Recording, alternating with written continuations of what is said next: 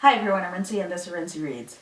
Today I'm going to be doing a book review on The Trespasser by Tana. This is the 6th book in the Dublin Murder Squad series. If you've been watching me for a while, you know that I am a big fan of Tana and a big fan of this series. As I mentioned before, it's not required that you read any of the other books in the series. They all work perfectly as standalones, but there is a connection between all of the books. So you meet the detective for the second book in the first book, and you meet the detective for the third book in the second book, and so on and so forth. So the main detective that you are following in this book is Detective Antoinette Conway, who you met in The Secret Place, which was the 5th book in the series. It's her as well as Stephen Moran, who was the main detective in the 5th book. Antoinette Conway has been working on the murder squad for a couple of years now, and she is not liked at all within her department. She has to deal with a lot of harassment, a lot of pranks. She gets a lot of the really crappy cases. Her partner, Stephen Moran, is probably the only person in the entire department that she can actually trust. And so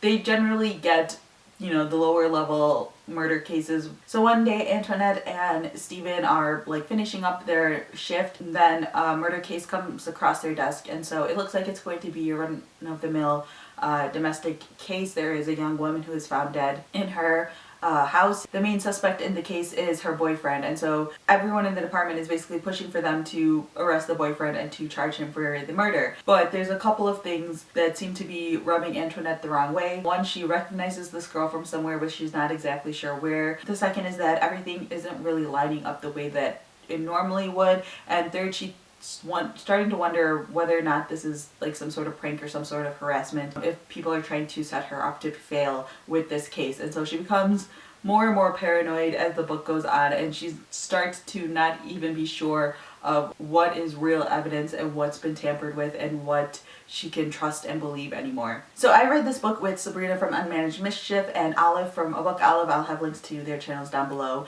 And they were not big fans of this book. I was a big fan of this book. So it seems like Tana is taking a lot more risks with her Dublin Murder Squad books and trying things out and experimenting, which personally I'm really enjoying. The thing about Tana French's books that I really love is the fact that she just creates mysteries that are interesting, but it's not the mysteries themselves that pull me in, it's the detectives. She creates really interesting characters in all of her books that really draw me in. I think you get really interesting point of views in all of her books, and just following people's just psyches is just so fantastic. The reason why I love this book so much is because you're completely in Antoinette's head the entire time, and so I feel like as a reader I started to get paranoid for her as well. Like, I had no idea what information I could trust in this book or not. Like, typically with mystery books you're getting the clues and you're getting the evidence and you can start to put together the pieces yourself. Normally you can follow sort of like the path that you're going down. You might not be able to solve the mystery necessarily,